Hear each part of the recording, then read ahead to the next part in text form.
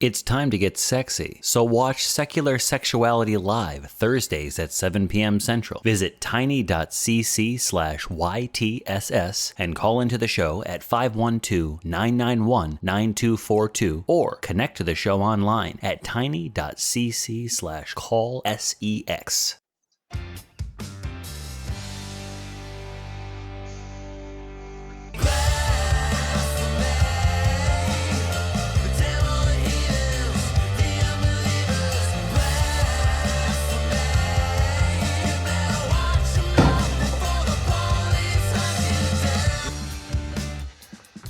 Welcome back to another episode of The Nonprofits. This is a show where we discuss news and topics of the day from a skeptical humanist perspective. This is episode 20.43, 43 episodes this year. And it's kind of a special episode as well because this is the closest episode that we have that since the revamped and reinitiated nonprofit started. So I'm very happy to be here. My name's Malty, and we have a great panel and some interesting things to talk about today. So starting on my far left, Laura McGee. Hello, Hello, welcome. hello. Thank you. And Richard Gilliver. It's Gilliver. Gilliver. I knew that. It's Gilliver. We'll get there. And yeah, special guest host, Genevieve. Welcome. Hi, excited to be here. So these two we know. You are a new person to the nonprofits. Can you tell us a little bit about yourself? Yeah, absolutely. I am Genevieve. I co-host a call-in show with Mr. Dave Warnock called That GD Show. I make a bunch of funny videos on TikTok.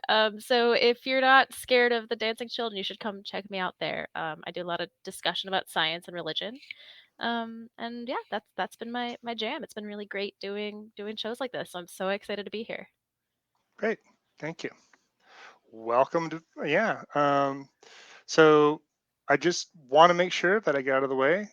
But I'll let you guys know that this show is a product of the Atheist Community of Austin, a 501c3 nonprofit organization, and we are dedicated to the separation of religion and government and the promotion of positive atheism.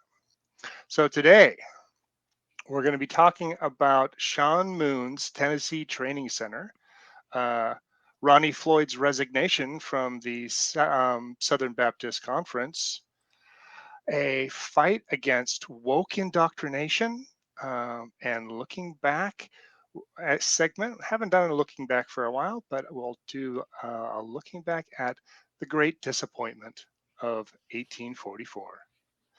So, as with all of our shows, links to today's topics, the news we discuss will be available in the description below. Feel free to pause at any point in time and read the material for yourself.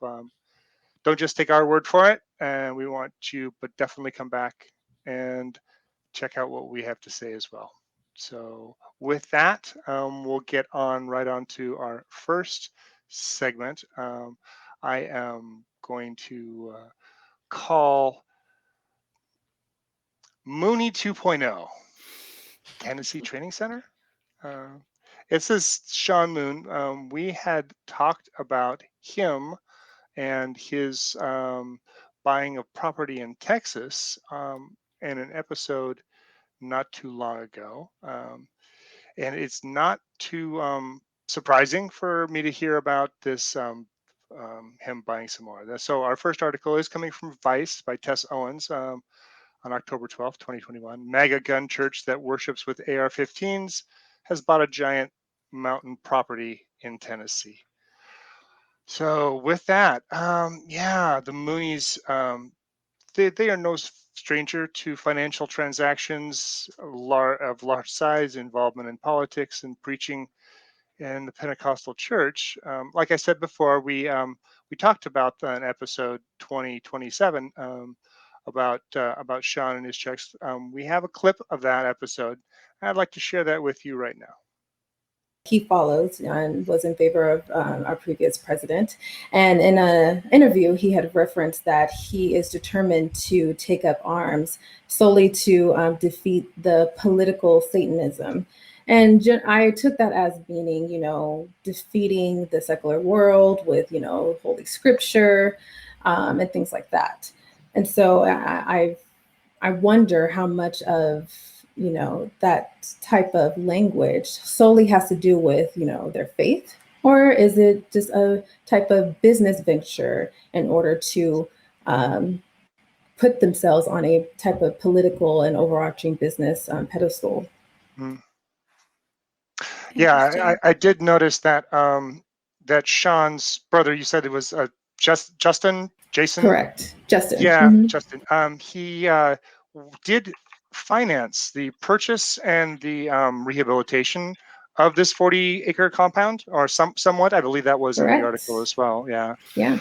So, they are definitely kind of an end of days cult. I mean, I'm happy that YouTube booted them for obvious reasons, but no, they are still having sermons weekly on Twitch, and I think there was another platform that he was spouting his rhetoric on. But we have quotes like, "We are in the death of America right now, and that's why, of course, God is allowing this expansion, our expansion." So it's some of the so I don't know. I don't know what to think about these guys. I mean, I gained two different perspectives as it does appear that. Yeah, so not a they like their money, they like their politics, and they do like their guns. What did you all think of this article from Vice News?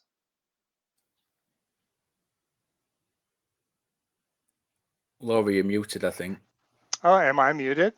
Nope, Laura. I was muted during the show, so I didn't make any noises while that was playing. But no, one thing that was really, really clear to me in these articles and in the previous nonprofits episode on other articles is the ties between a religious organization and politics. Like that, I mean, it shouldn't really surprise anybody, but that was the biggest thing that I took away from it is these people aren't just about religion. They're very heavily into pushing a political agenda. And I think Jenna makes some good points on the previous episode, but I really wanted to get more into that because this isn't just about spreading a religious teaching. We're talking guns and buying up property and pushing a lot of really heavy political rhetoric that has absolutely nothing to do with the teachings of the church. Yeah, Yeah. very little of what they said from what I saw of the article. Very little of it had anything to do with the teachings of the church. The guns they use is even those are political. The AR-15s, which are cited in the Very article, symbolic. they're very controversial weapons anyway because they've been used in lots of high-profile shootings, and yet they're promoted as America's rifle by the National Rifle Association. So there seems to be a little bit a discrepancy there about the NRA's choice of America's rifle. If you want to go for the ones that are involved in really controversial acts and shootings and murders, then probably not the best one to go for. Yeah. Something in that vein that I sort of took away when I was studying this was, he had this big event. I want to say it was 2 weeks after the Parkland shooting. That was a rifle blessing. At this church, and something that's really interesting about Sean Moon is that a lot of what he does seem to be a political stunt, or he knows what he's doing when it comes to the way that he dresses. If you've ever seen him, he's got this gold crown of bullets and a camo jacket, like a suit on, and he kind of jokes about how goofy it is. He knows that he's getting attention. He knows that he's being inflammatory, and he cites one Bible verse, I believe from Revelations, that sort of justifies centering AR-15s in his church. But I wonder how much of it really has to do with his theology and his beliefs in God, and how much of it has to do with grabbing attention and sort of building up his church as a business, as most churches often operate. Yeah, there's definitely a large business part of it. Um, and I do see why they would be focused on the Make America Great Again crowd as a target audience. Uh, the the Moon family and their churches has been really tied into politics and the Republican Party for quite some time, ever since they brought the church, Unification Church, over from South Korea in the 1970s. Um, what did you think of? Did you look at Senior Moon there, Richard, at all, or?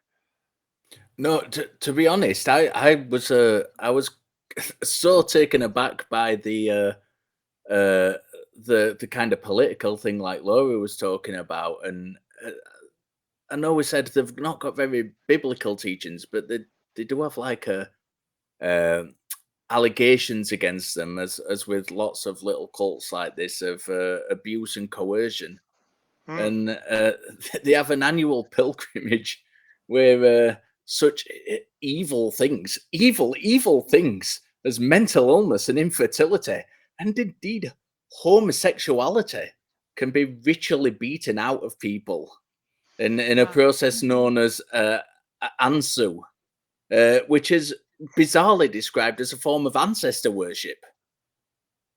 yeah, It bewilders me. That side of it is really fascinating to me. yeah. Genevieve, you've looked a little bit into that, didn't you?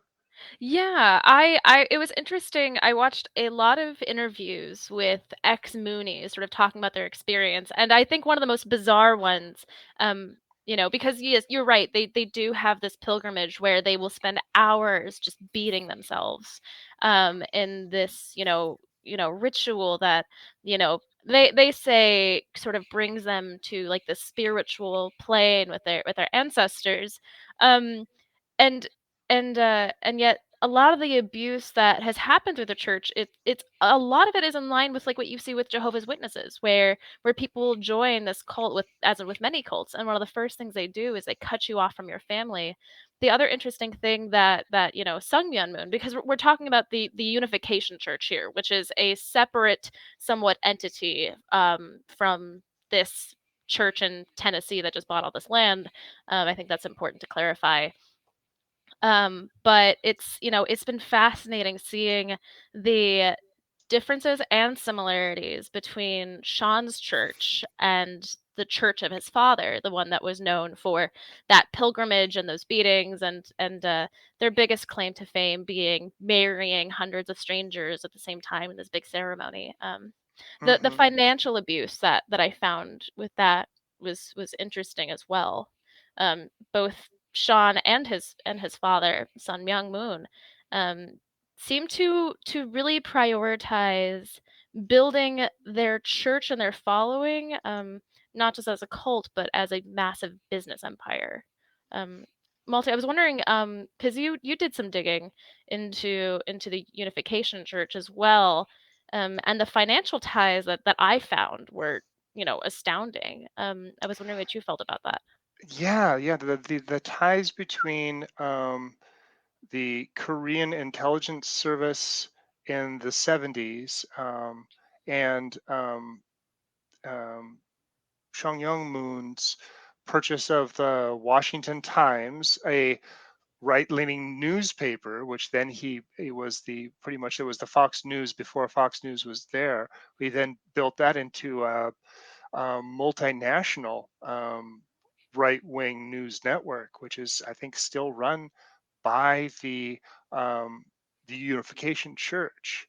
So I can see now Sean has. This is where I think Sean is getting a lot of this money that he wants to. Again, yeah, like you said, follow in his father's footsteps. In he built or bought this Tennessee land because he wants to build. He says a Tennessee version of um, the resort and place of holy worship in South Korea that his father has, the Heaven and Earth Training Center, which if you go on Google Maps, people, and take a look at this, go walk around that place. It is huge.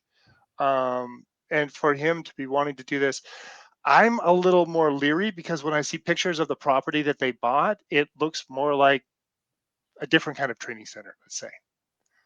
Yeah, that's the thing that got me about it. The gun-toting training ground, storming the Capitol, which they were involved with on January the 6th. They were caught in Make America Great Again figures. Now, if we just turn that on its head a little bit, because that's all American, and they're not terrorists, no sirree, because presumably they're Christians and not Muslims. But if we just turn that around a little bit and look at it from a different perspective, Muslims take guns to worship at their training ground and storm the Capitol. The results would have been an entirely different story. But these are Christians and not Muslims.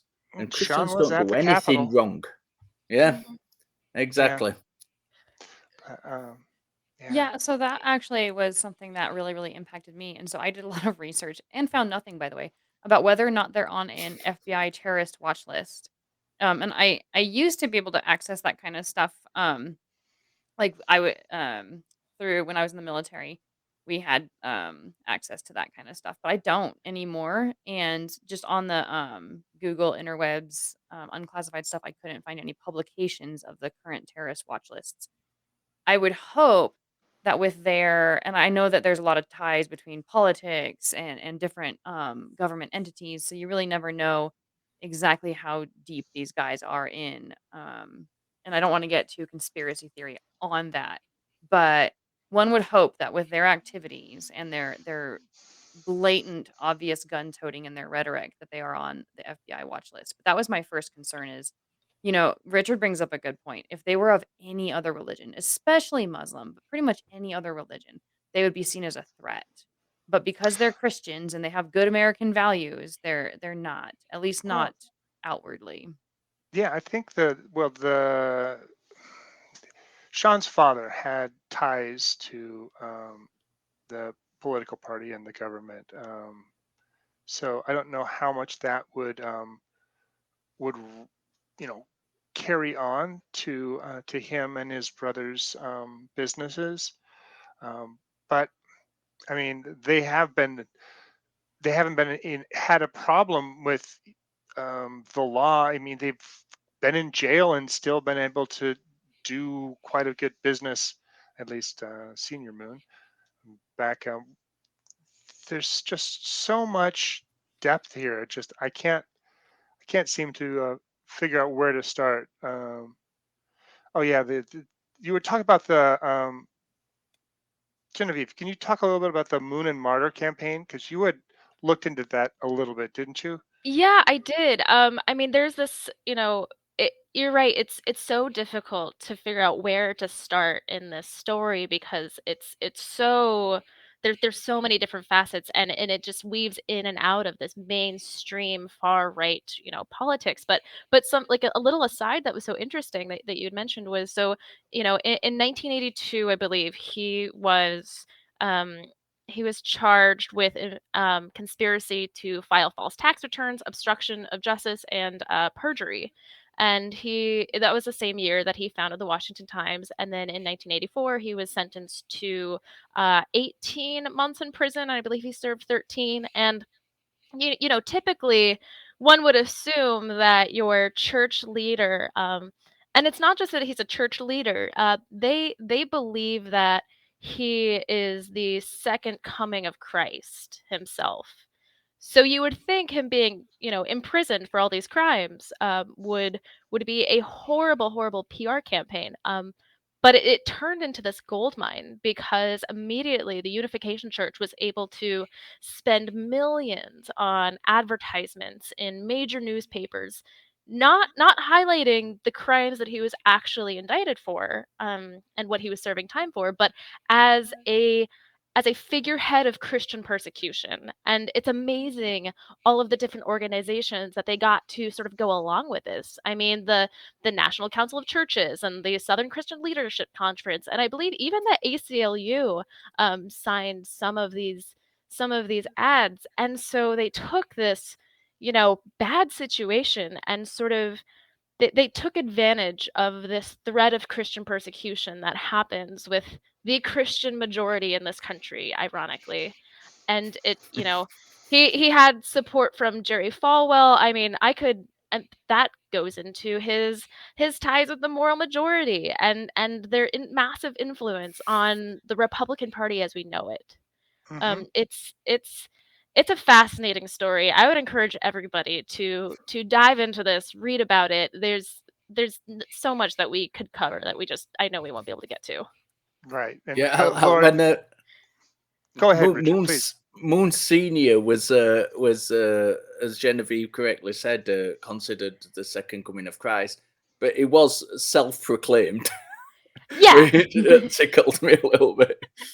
Yeah. And yet he still has followers though. So self-proclaimed or not, there are people out there who think that there's validity to his statements and who really follow his teachings. And I think Genevieve makes a really, really good point. Like you almost can't lose if you're a figurehead in the Christian church. Like you commit a crime and you're just being persecuted, or you're outed for bad behavior, and well, it's just people trying to make Christians look bad, or it's really it's almost like you can't win one way or the other. Like it seems like they've got it pretty nailed down in Mhm. terms of we're gonna make the most out of everything. And Hmm. one thing, and I know this is kind of a little bit of a change of subject, but one thing that really, really got me was just how tied in they really are to the GOP. And like it's religion and politics go hand in hand. They always have and they always will. And I even put in my notes that politics and extremism go hand in hand. So none of this is really, really surprising.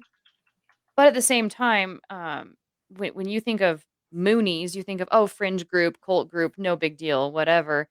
But they've got former Trump advisors Mhm. rooting for them. They've got ex NRA spokesmen. They've got GOP congressional candidates.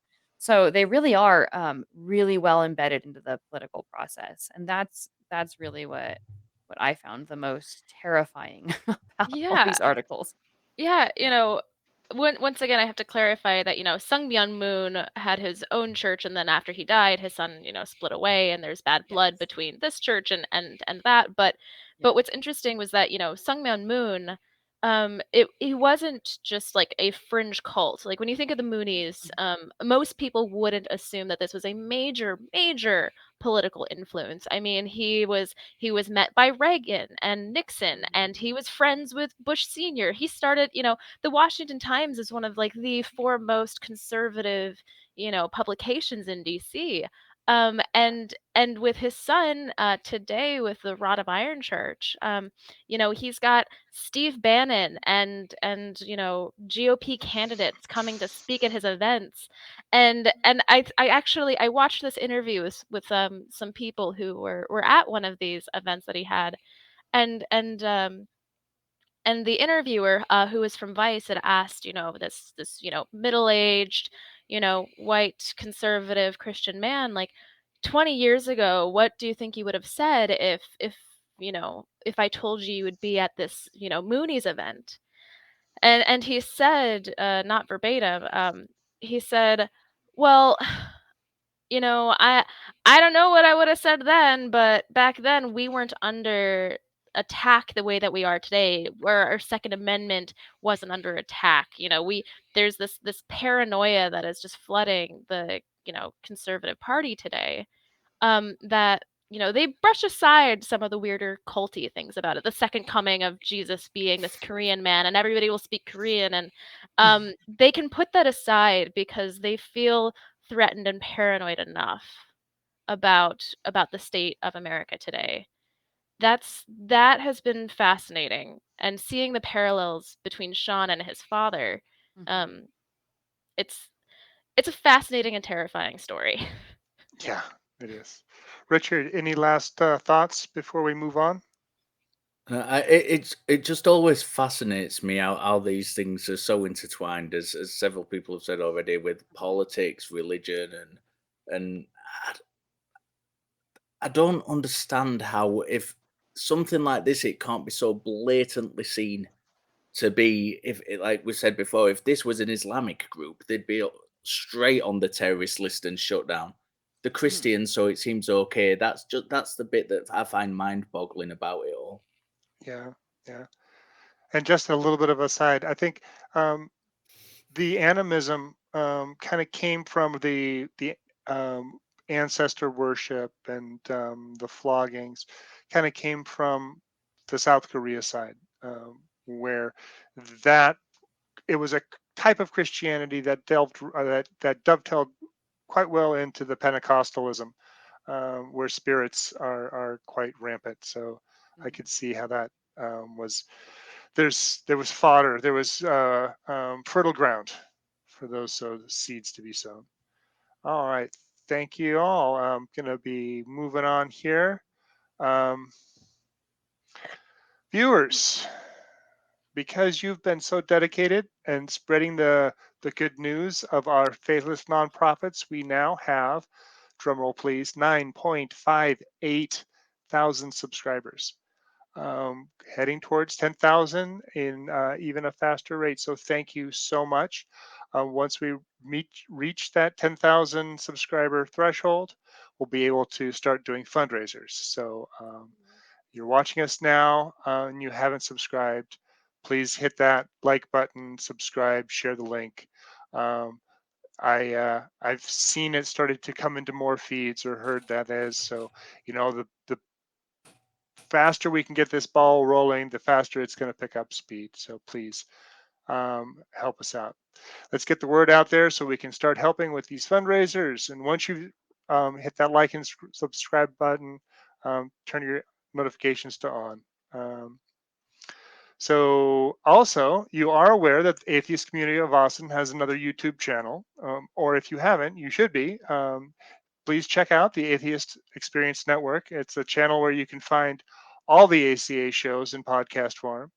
Subscribe at tiny.cc/AEN podcasts to listen to all the episodes of the nonprofits, Atheist Experience, Secular Sexuality, Truth Wanted, all the ACA shows. Please don't miss a single episode. All right, moving on to segment two. Richard, could you lead us into this article? Yeah, this comes from the Associated Press, and we've got it's telling us about a top Southern Baptist Convention administrator who's resigned because of the controversies around how to investigate the church's response to sexual abuse reports. The guy's name's Ronnie Floyd. He's from Nashville and is the president and CEO of the executive committee. And he announced his departure as third-party review of the allegations is beginning. He cited his personal integrity several times during his resignation letter and the leadership responsibility entrusted to him for his decision. The Hmm. report itself is being handled by an investigative firm and it's been eyed by the committee. And it's looking at allegations that the committee mishandled abuse reports and mistreated survivors. Right. So very this rings of the episode we had done a few weeks back. Gosh, it's going to have to give me a second to get to that episode number, um, where we saw Ronald Moore and Becky and Nancy Moore, no relation, both leave because of the same type of thing. And I think this is more fallout from that same. Um, Laura, Yeah, and Genevieve. the article did say that there were already other lay people leaving and other volunteers leaving, and his resignation letter kind of it bleeds a lot of self pity, and you guys are going to be sorry within the letter. And one thing that it does mention is the number of people leaving in response to this. And I don't know if all of their reasons are the same. I suspect that they're very different. But because everybody has their own kind of like personal values. But he seems to be leaving because they are making public all these different records. They're waiving the client attorney client privileges, and he's against that. And that's my understanding. You guys feel free to correct me if I'm wrong. But, that's his reason for leaving, and now these other people, they might be leaving for different reasons, fear of reprisal, not wanting to be wrapped up in it, like, whatever, I don't know, but that is something that he mentions, is that people seem to be exiting kinda left and right. Hmm. Yeah, Yeah. it did. Sorry, Genevieve, go on. No, no, no, please, after you. Uh, it did say that it could have been done without. It alluded to a financial risk in it, and it's saying it could be financially risky. And I took that to mean that they may have to pay abuse victims damages. That's And what I took away from that. yeah, and now Hmm. that really confuses me if you guys want to clarify that, like, how does that have anything to do with whether or not he's gonna resign or stay on? Like, if the church is responsible for abuse victims, for paying them, oh, what do you call it? The money that you oh my gosh, the word just left me, but Reparation or something? reparations, yeah, thank you. So if the church is gonna be financially responsible, what does that have anything to do with his position? Like, he personally is not gonna be financially responsible. So you're right, he mentions that in his letter, Richard, but do you guys have any idea or any, sort of clarification on why that has anything to do with it? So, what I would assume was that it seems like reading between the lines of everything that I've seen about this, that he will most likely be stepping down because of the potential financial risk if he were to stay on. Because, it's interesting seeing the reporting from, NPR and AP, and then versus Christianity Today, they make it seem like he is stepping down, like as you cited, because they were changing their policies about, releasing information to third-party investigators when it comes to sexual assault. But what it really seems like from what has happened and what has come out from the whistleblower report was that he was just caught in a bold-faced lie about how he said that he would protect sexual abuse victims and he cared about them, and that that there was nothing untoward happening. And then he was caught on a hot mic, essentially saying he's not worried about what survivors have to say, it's all about preserving the base. Yes. So, I think when we discuss the financial ramifications and the policy changes, he's leaving because he would be implicated as a bad actor. And if he were to remain on, I would not be surprised if he were voluntold That it's to something. resign. Yeah. Yeah, The absolutely. writing was already on the wall, huh? Yeah. Yeah. Yeah. I mean, um, this was a hard fought battle from the messengers to the executive committee. These are new terms for me. I tell you what, Mhm. I learned a lot about the Southern Baptist Convention's power dynamic and how money flows, and in doing a little bit of background on this. So yeah, it seems like there was a coalition of churches or church leaders from the Southern Baptist Convention Southern Division that were threatening to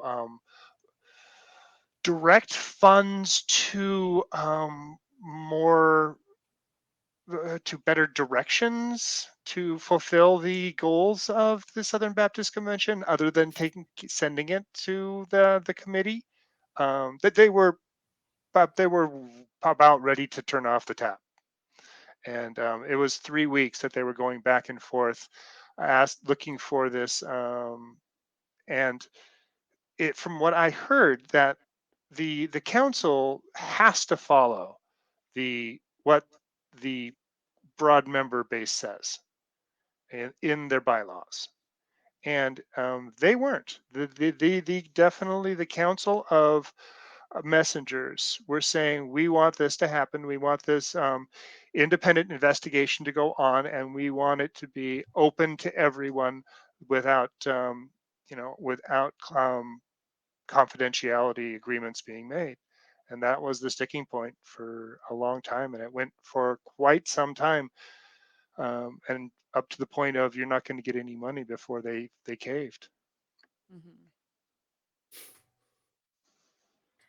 Yeah, it's one of many problems. I did a bit of digging, and there was an ABC article that stated that the response to sex abuse is one of several issues causing controversy in the conservative evangelical denomination. Says it's experienced years of declining membership, in addition to some high-profile departures, and tensions have flared in recent years over critical race theory, women's leadership roles in the church, and partisan politics. It just seems like the whole thing's in a complete mess. Well, and I mean, yes, but then also to put it in a little bit of perspective, they still have an estimated 14 million members. So when they say in decline, I mean, obviously that might sound like really, really good news. And like certainly to me, the more these organizations, like the more people kind of lose faith in these organizations, the more they hold them responsible, the happier I am. But then I see the number 14 million and it's like, okay, yeah, so even if a million or 2 left, that's still 13, 12 million people.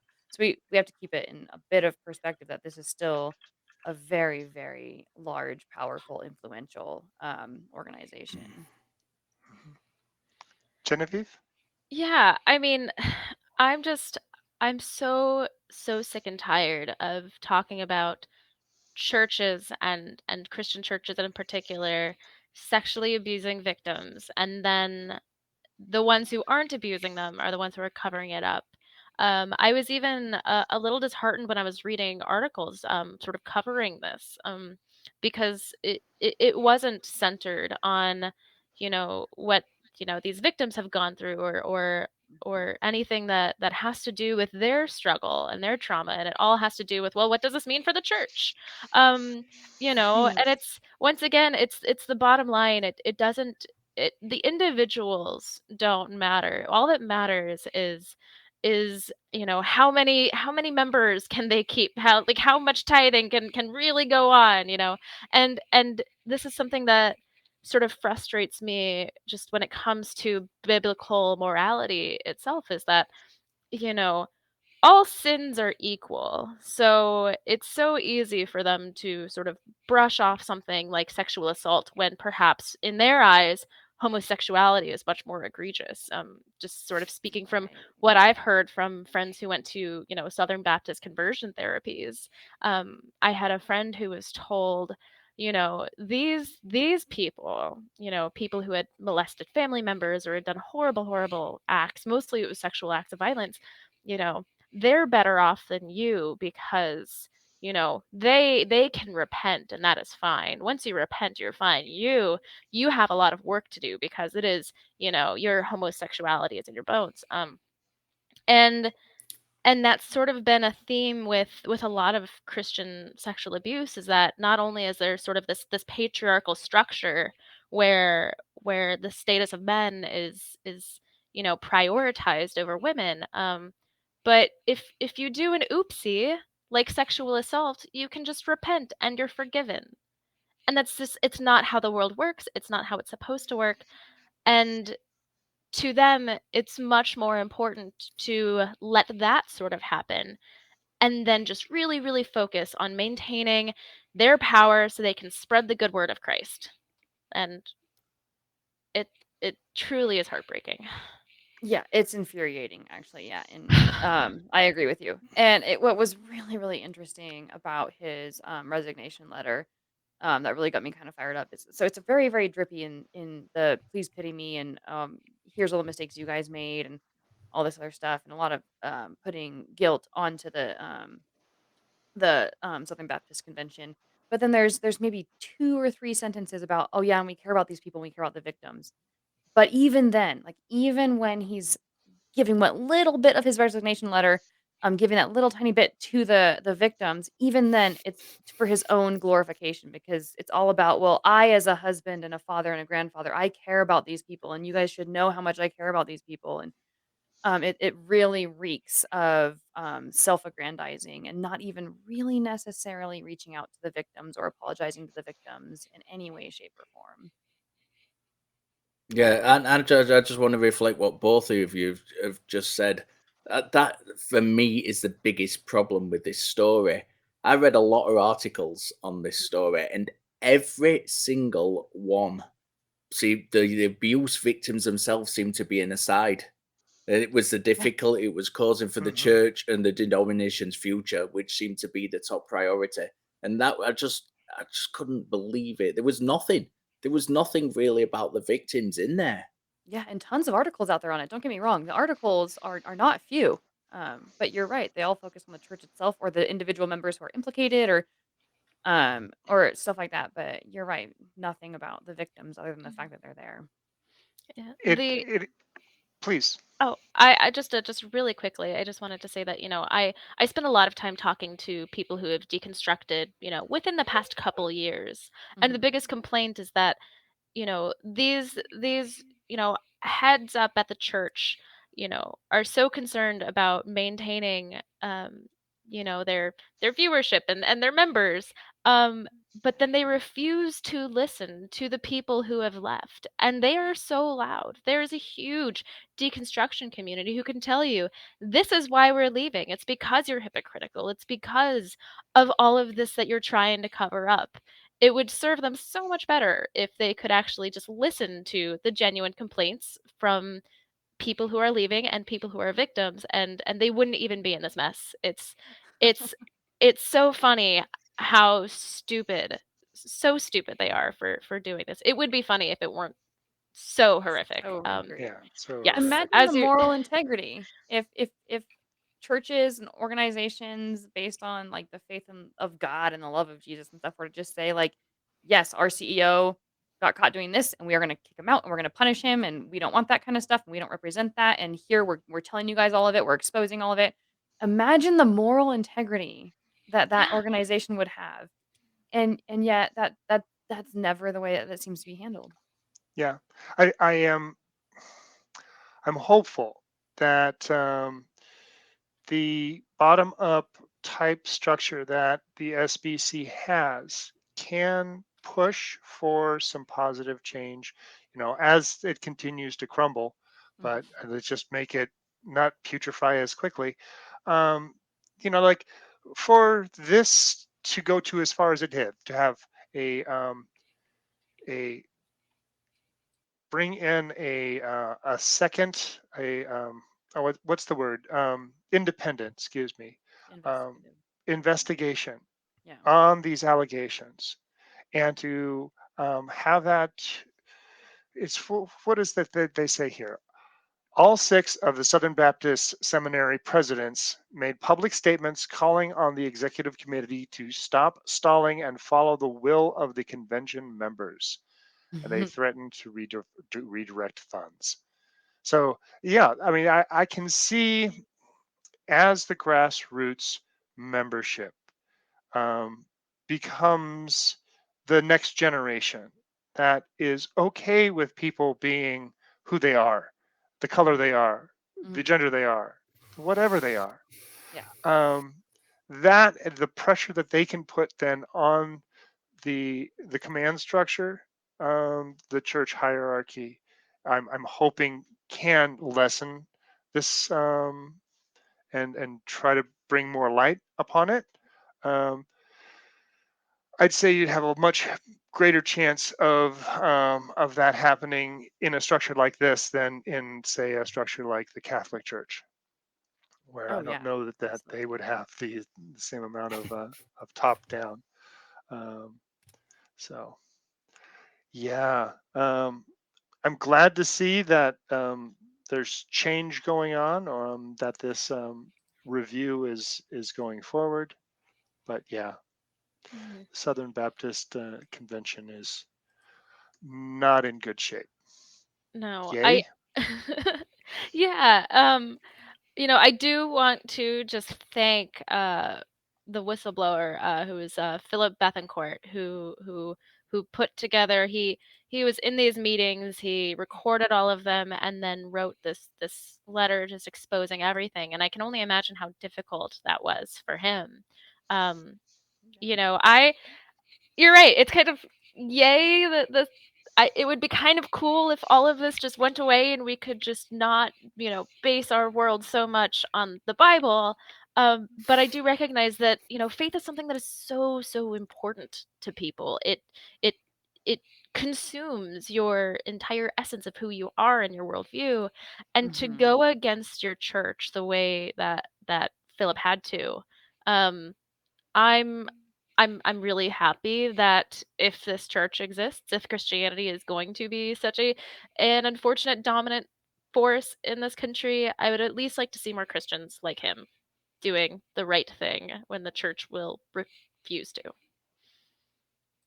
Agreed. Yeah, definitely. Instead of focusing on damage limitation, I think the image of the church would be far better served from, standing there instead of moving the abusers around to try and cover it up. Just loudly shout about it. We've uncovered abuse in our organization. The Yep, and we will perpetrator not. has been removed and reported to the police, and we will do whatever it takes to help the victim. It's not much to do. It's a standard thing in other areas of society. Why can't the church do the same thing? Yeah. Yeah. I did want to Well, say one more thing really quickly. Multi had said something about, the new generations and standing up for people and bringing kind of like that more tolerance into the congregations. One one of the articles did mention a tweet by one of the members. And I wanted to read his tweet because I think it is really sort of a testament that even if the leadership isn't really responsive to the people, that the members are. And he says there's a large group of survivors who daily walk in integrity despite the way they have been cast aside by the people who have been called upon to honor them. They are the real heroes, even if there is no stained glass windows in their name. So I kind of liked that. And I wanted to read that because we were just talking about how they're not really being recognized. And they are, maybe not in the articles and maybe not by the church leadership, but people out there are certainly making noise. So I did want to acknowledge that. yeah. Thank you so much for sharing that. That is really nice. That's yeah. Shall we move on? I don't I'm know how much ready. more my blood pressure can take. Okay. So to allow our blood pressure to reduce, let's take a little bit of a break from our conversation. If you didn't tune into the other ACA shows last week, I'd like to show you a little bit of what you have missed. Had this dream that there was golden feces coming from the sky, taking a on his dad's church. Hi, it's good to be on. Thank you for calling. What do you got for us today? Well, I have a story about time travel and how I time traveled myself. Is there a DeLorean involved? Oh, hey, Jesus, do you forgive me? Yeah, you're good. You're square. That doesn't make you square with the person that you've wronged. Yeah, or with mortal law. Like, great, you earned your way back into heaven. Super duper for you. 1 million subs by the end of the day. We can do this, you guys, for the nonprofits. I will dress like Dr. Evil. If we get to 1 million subs, I'll shave my head bald and oh my god. And I'll come in and do the 1 million subs thing. I can do this all day long. You ain't got no power and your God ain't got no power. I ain't afraid your God could give me a hangnail. Why can't you answer a simple question? What good would it do for you to read scripture?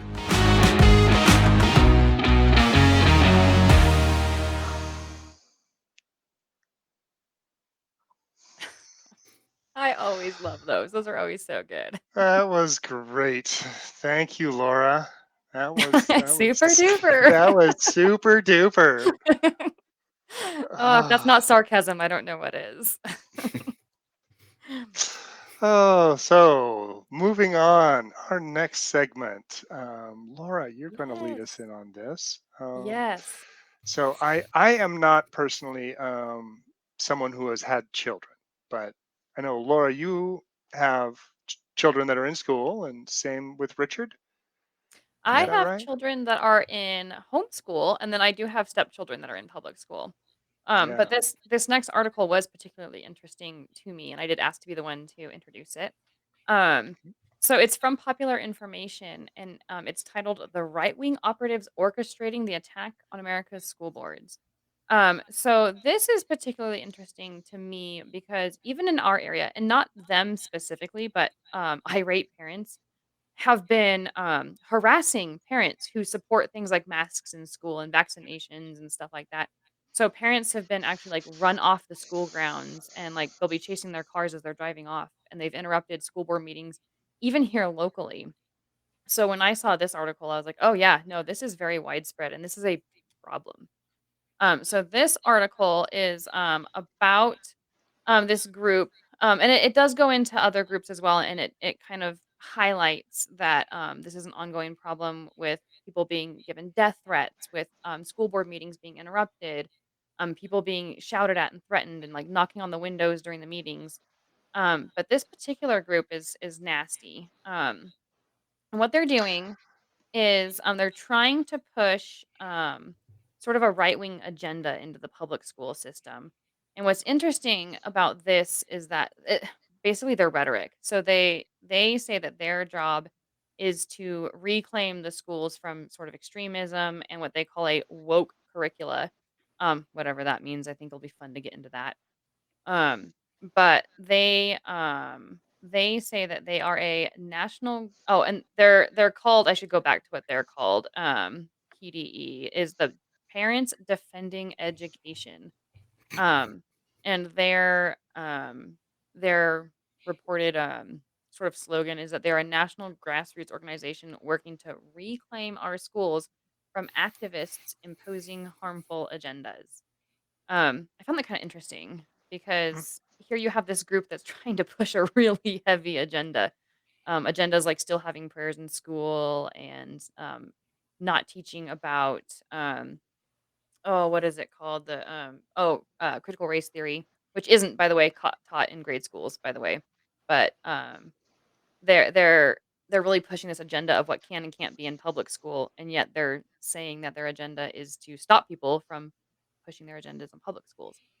So Yeah. I found that a little bit hypocritical. But what do you guys think about that? Yeah, I think it needs to be pointed out as well that the people, they're not metaphorically attacking people; they're actually going out and threatening physical violence against people. Yeah. Yeah, I have unfortunately quite a lot to say. I was actually just moving this week from my old small town in the Bible Belt in the Carolinas. And when I was there last year, I was a campaign manager for a progressive state congressional campaign, and I got to know a lot of the candidates, including our school board candidates. Something that's important to note is that there is an attack on our school boards that is happening across the country from irate parents who have been basically brainwashed into believing that any sort of education that doesn't center God, guns, and country is, this Marxist liberal demon, whatever. Yeah. So the attack is coming both from parents who are threatening members of school boards and just parents who oppose their beliefs. But then the attack is also happening in the election from candidates who are being pushed in to these offices and sort of galvanizing this base to say, we're here on the inside. Back in my hometown, we had 3 candidates who have no real education experience to speak of, who unseated these experts who had been there for years, or had worked in, education in colleges, and immediately, of course, they banned critical race theory. One of them is even pushing to center their sex ed curriculum around the dangers of being a single parent. They've said a lot of really inflammatory things about children who are born out of wedlock. They've said some really racist things, transphobic things, and it's incredible, like just absolutely jaw dropping to see the entire clown show that is every school board meeting in this small town. A few weeks ago, the meeting had to be canceled because there was a death threat made towards one of their colleagues. And these guys completely downplayed it. They gaslit everybody, said that there wasn't a credible threat, which we later found out was untrue. I've had personal altercations and arguments with these guys. It's terrifying to see what is happening, not just in my county, but all around the country. This is not a single phenomenon. It's terrifying. What do you guys have to say about that? Well, and they even put Yeah. it on their own website. Like they put a map up. They call it the indoctrination map, and Mhm. we have links to it in the original article. But it has locations of schools all over the place that they feel aren't teaching the correct curriculum, or that they feel are needing to be targeted with activism. And it's really kind of scary to think about that. They're like, hey, people, go to these schools. Hey, people, cause a fuss here. It's a little bit terrifying. And I don't know, I kind of thought of this a little bit as homegrown terrorism within our public school system, because you may not have, necessarily bombs going off, or gun violence, but what you do have is you are literally terrorizing the people that are part of these boards, to the point where they can't do their jobs anymore. And parents can't go to school board meetings and stick up for their own personal views, because they're going to be attacked by other parents. And so, if that's not terrorism, I don't know what is. And it's kind of frightening that this is happening even at our local public school systems. Yeah. Yeah, I'm glad. Sorry, Malty, go on. Oh, I was going to talk a little bit about this Parents Defending Education, which is, trying to pass themselves off as a grassroots organization, where it's a little bit different than that. The people that are leading this have worked very in close proximity to, or been funded by, the Koch brothers. In fact, the president, Nicole Nelly, was a advisor to the Koch Foundation for a while, and now she's the president of this. What they're trying to do, I find, is um, stop or roll back any progress that has been happening over the past few years towards equality and increasing the education of our children, the safety and welfare of our teachers. Um, and when I see on their website that they would maintain this indoctrination map, which what that is it's a place where people can post. I saw this where I saw someone committing anti-racism. This is a little, or that they also are asking if you see someone that is offering teacher support through affinity groups, or if you see people that are acknowledging inequality, you can let us know, and we'll put these pins in this map. So these are things that we need to everyone be aware of, that these problems are going on. Things like anti-racism.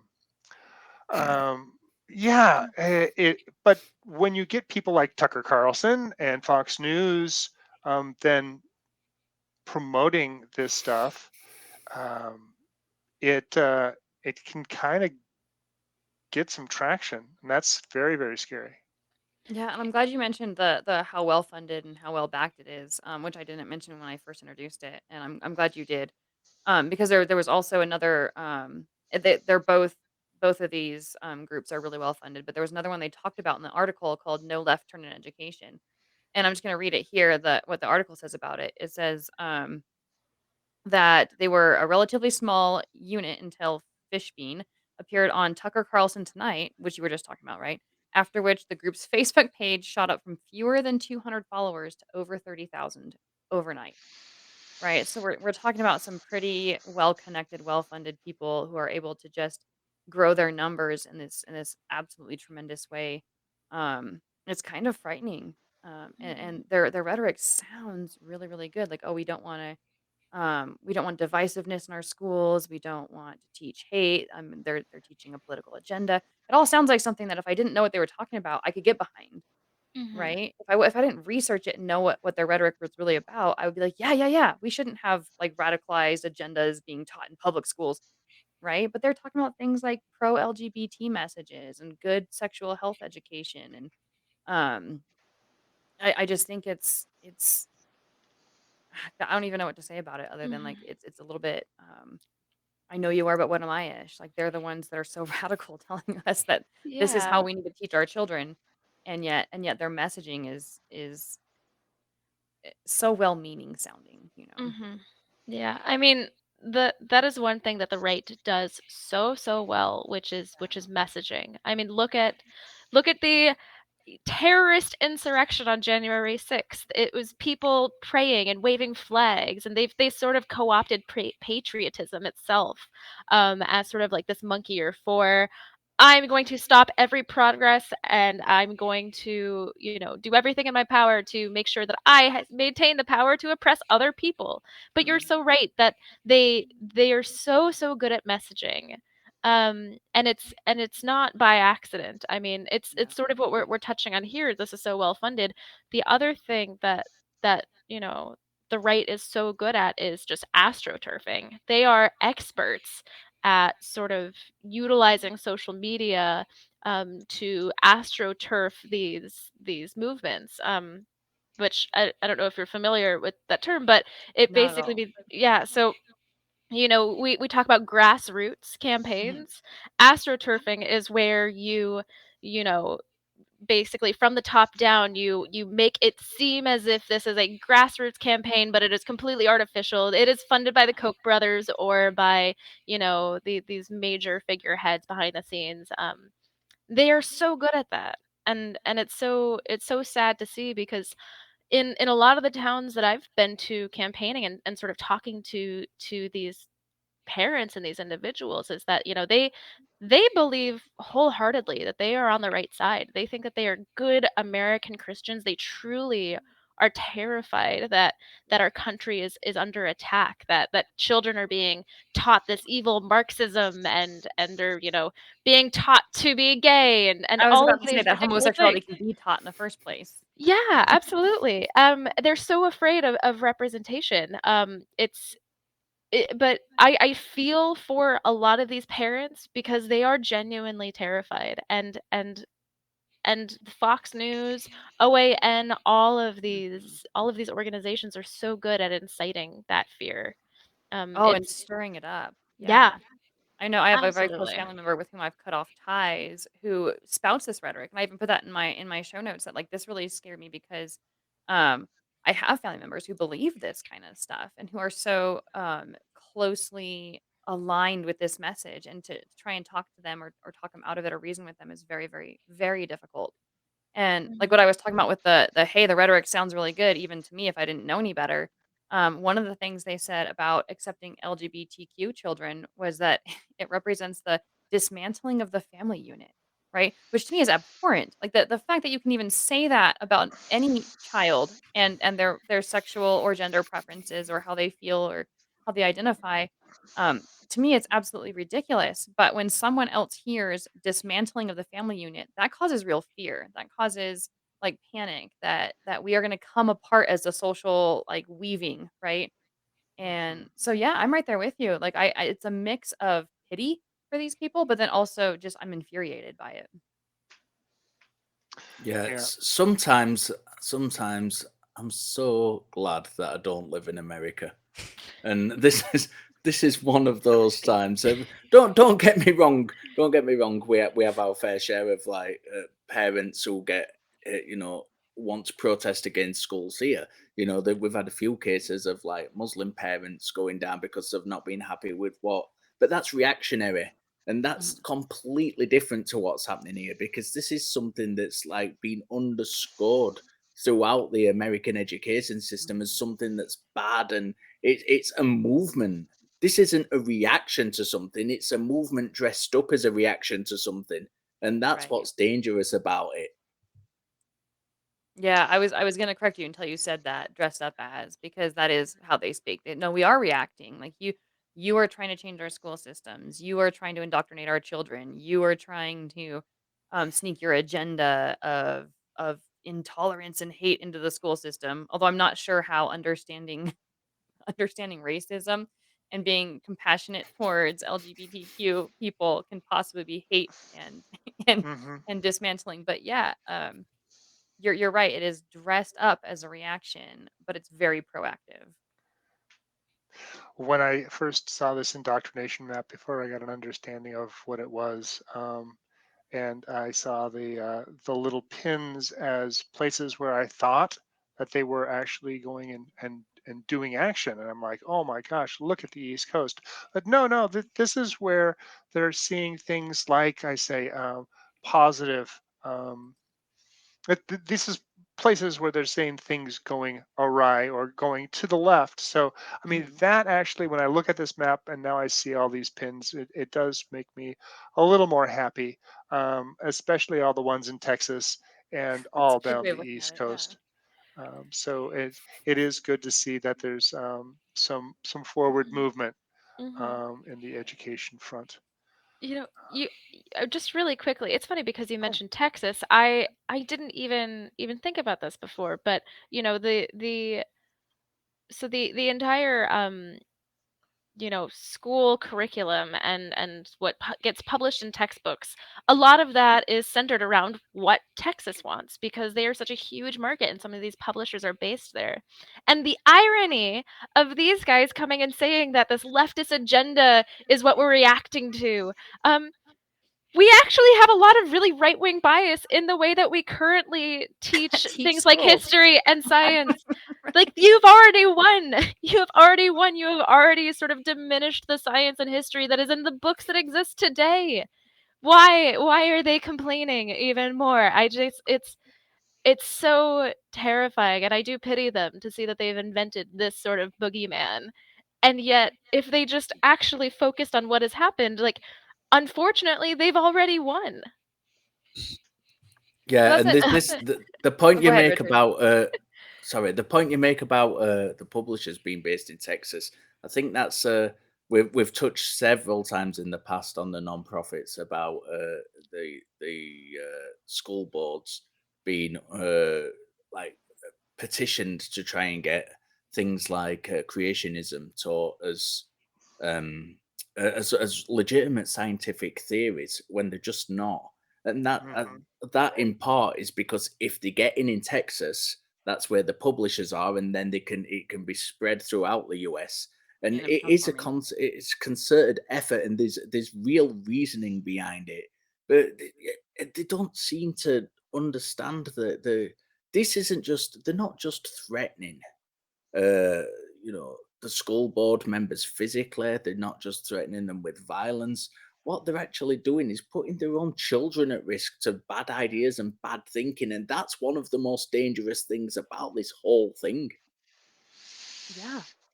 Yeah, I mean, not to go back to the anti-mask thing, but just that alone, like when if you're not wanting your child to wear a mask, fine, don't be happy about it. Don't let your child wear a mask or whatever.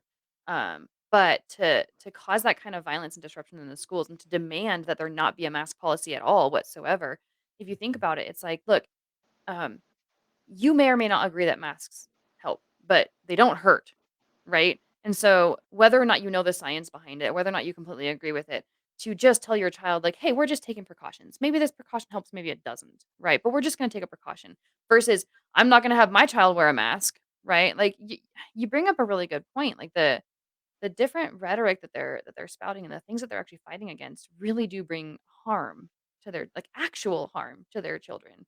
Not just with the mask thing, but think about like LGBT issues and what they're saying. Like, what if one of their children falls into that category? Like, they're not just hurting another parent's child, which is bad enough, but they could potentially be hurting their own child. Genevieve, any Yeah, last word?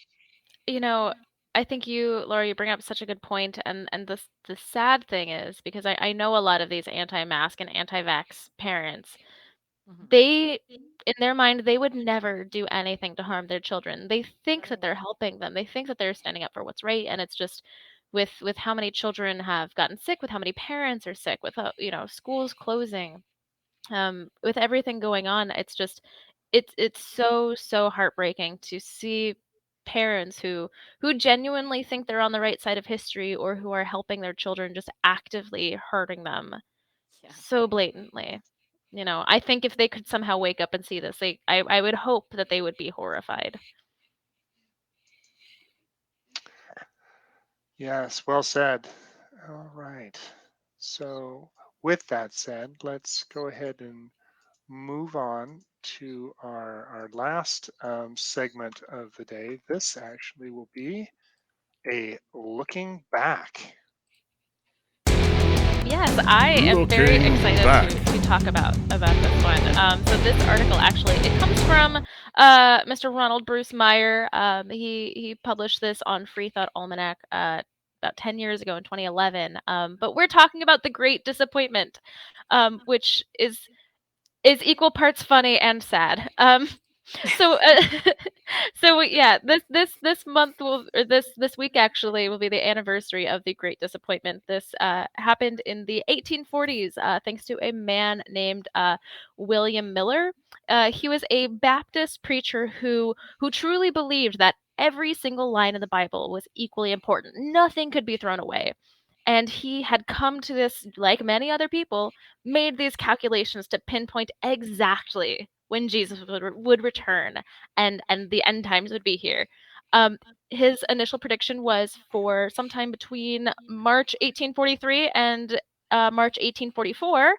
And much to his disappointment, April came, and he said, "Oh, I'm so sorry. I used the wrong calendar." So he switched to using the rabbinic Jewish calendar and predicted, "No, this will happen in April." And of course, we're still here, so you know where the story goes. April came and went, and that was disappointing. And he said, "Oh, I am so sorry. I was mistaken. This is actually going to happen in August." And keep in mind, he actually had quite a few followers. This is, the Millerites were. They're not a massive Christian denomination, but there were enough followers that this is an important part of history. Naturally, August came and went, nothing happened, and he said, "That is it. October 22nd. You've heard it here. October 22nd. Jesus will return." And it's so amazing that there were so many people who were heartbroken and disappointed to the point where they were physically ill for days because, of course, October 23rd came and the world was still here and just fine. And so this is what is known as the Great Disappointment. There were quite a few people who literally fell ill and could not leave their house. They were so sick and so heartbroken, and they didn't know what was happening. How could this have happened? We were so sure. But of course, you can't admit, "Oh, perhaps we were wrong and Jesus was never coming." No. Of course, that couldn't happen. And so you actually had quite a few different segments sort of break off from the Millerites. You had people who claimed that, "Oh, the doors were shut, and so perhaps everybody who was going to go has gone, and we're just stuck here," and that sucks. That is like the second Great Disappointment. They weren't super popular. Disappointment 2.0. There were other people who had looked back at scripture and had said, "Oh, perhaps the door isn't shut and we can still be saved, so we just have to keep waiting." And it's interesting. The top two sects of these broken-hearted Millerites actually later became the Advent Christian Church and the Seventh-day Adventists. So this sort of funny and sad story that we've heard a million times of, "Oh no, my end of the world prophecy was wrong," actually still exists as churches today. It's an interesting story. It is, and one thing that's you've just reminded. Didn't write this down in my show notes at all. It's literally just listening to you.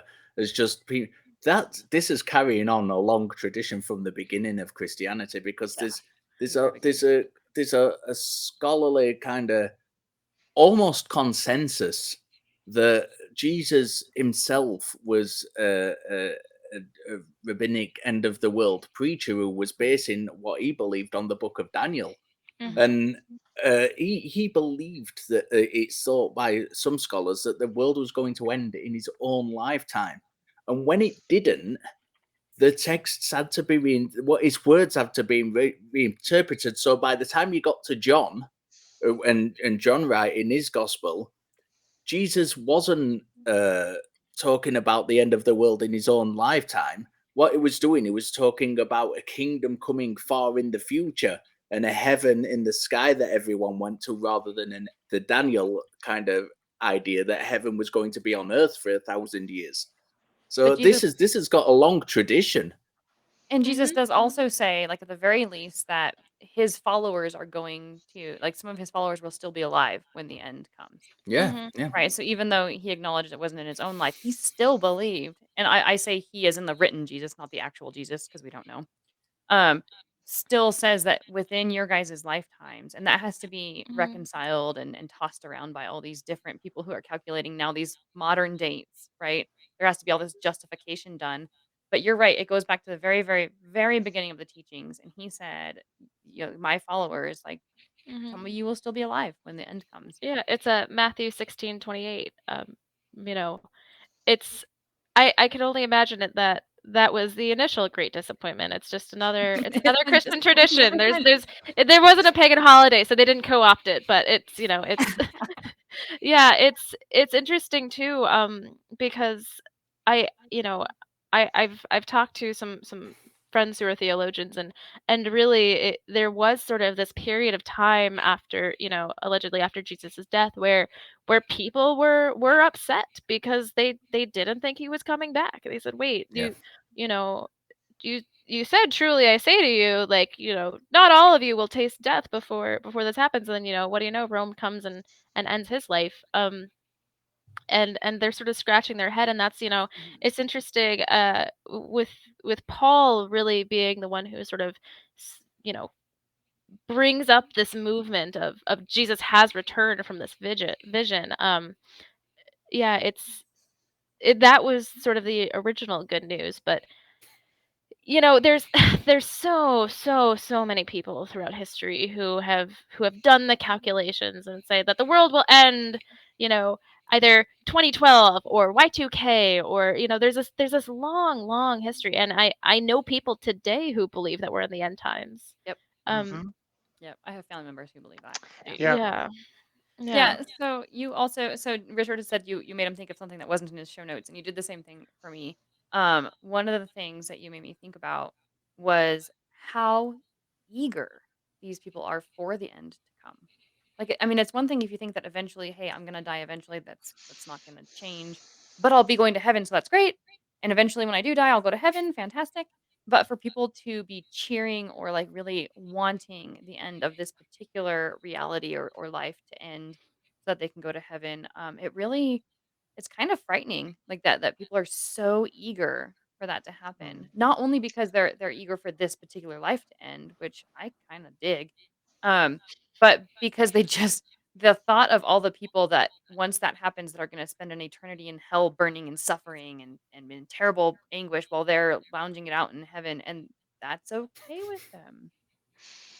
Yeah, well, they're going to be raptured, so they don't have to go through the whole, Just process of getting old and getting decrepit and dying. They can just, you poop up know, to heaven. Yeah.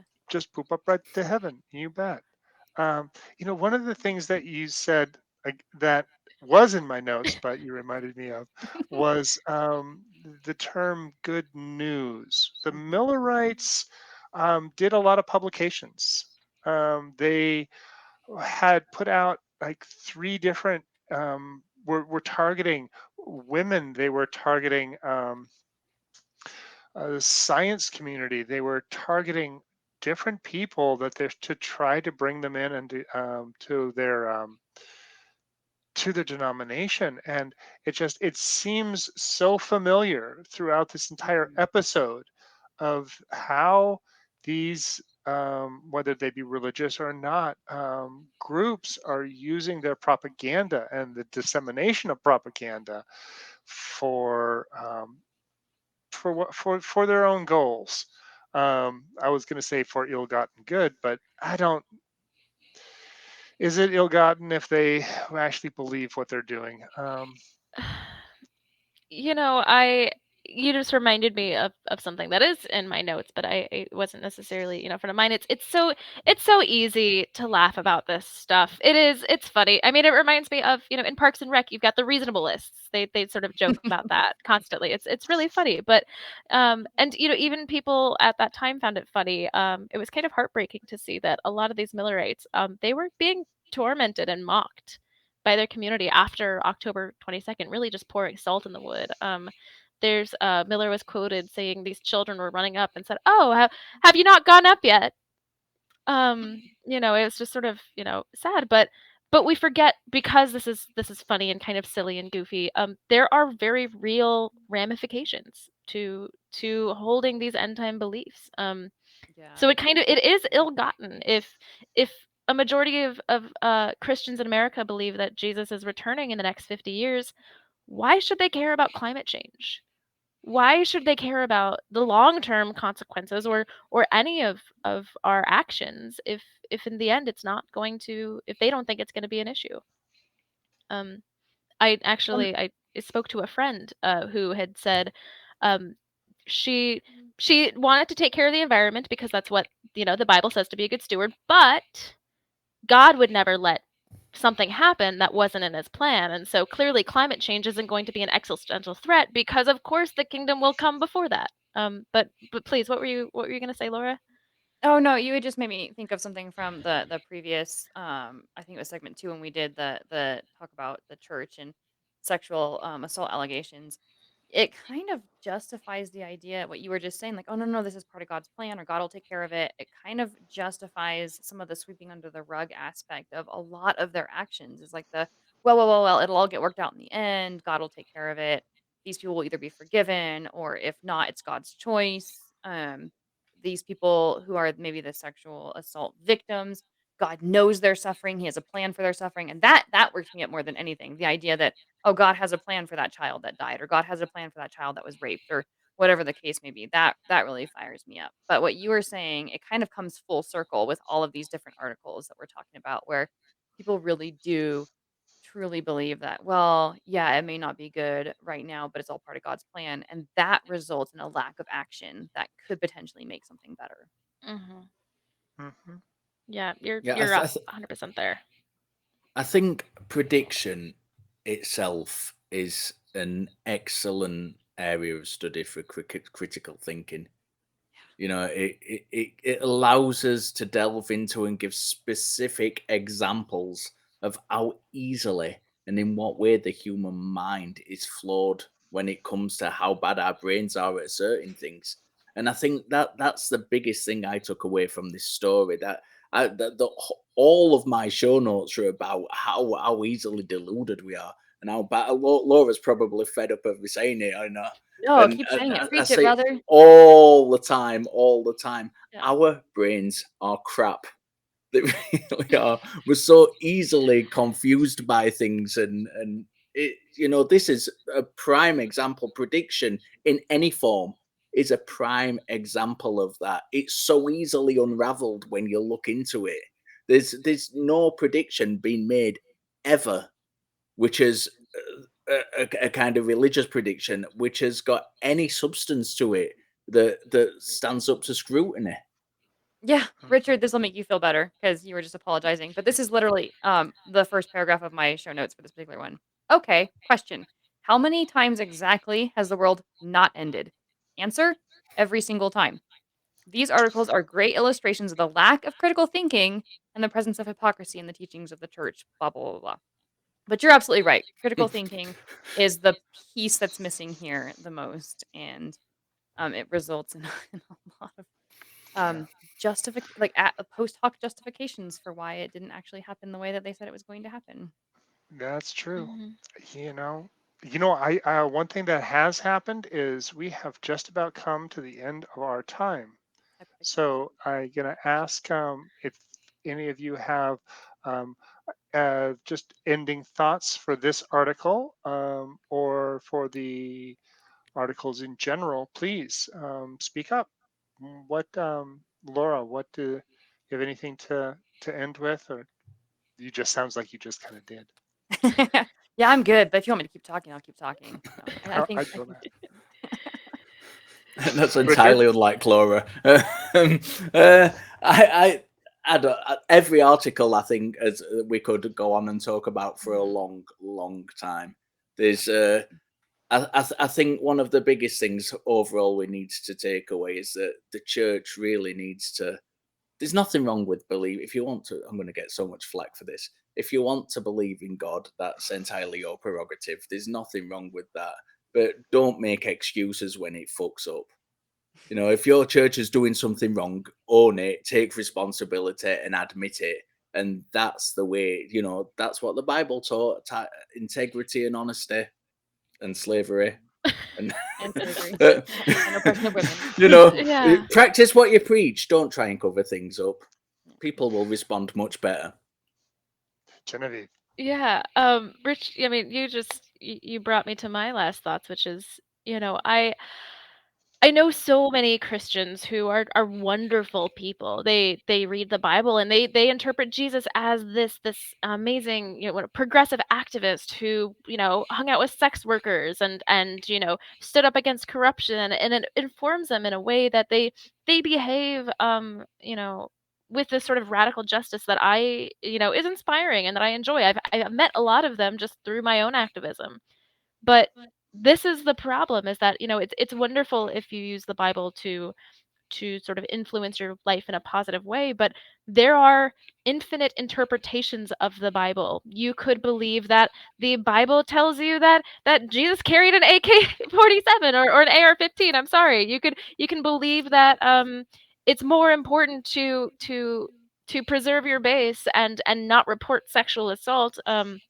You know, because women aren't that important anyway, according to the Bible. You know, you can read all of the same scripture. You can calculate end times, and you can believe that, you know, you're not doing your duty unless you put Jesus in public schools. Everybody is reading the same book and coming to wildly different conclusions. And perhaps it would be better if we could just focus on being good people for the sake of being good people, and learning and understanding each other, and just having a more cohesive community and celebrating diversity, and not focusing our morality on this arbitrary book that clearly can tell you a million things. It reminds me of Susan B. Anthony, who, you know, I'm not going to quote verbatim because it's not in front of me, but, you know, I tend to distrust those who claim to know the will of God, for it always seems to coincide with their own desires. So that's my takeaway from all of this. Well said. Well said. All right. Thank you all. And for you out there, please join our fan social media outlets. You can find us, the nonprofits on the atheist community of Discord. You can do that by going to tiny.cc/ACD Discord, on Facebook at tiny.cc/FBNP. If you would like to support the show, you can do so by becoming a patron at Patreon, tiny.cc/PatreonNP. So, and for those of you who find yourself shopping at Amazon, you can support us by using Amazon Smile. Smile.amazon.com and select Atheist Community of Austin as the beneficiary. And please make sure to use the link so you can help out the ACA. We do appreciate it. We value your feedback, so please tell us what you like, what you don't like. Give us comments and emails, nonprofits@atheist-community.org. And I wanted to thank you all for watching, and I'll see you all next time.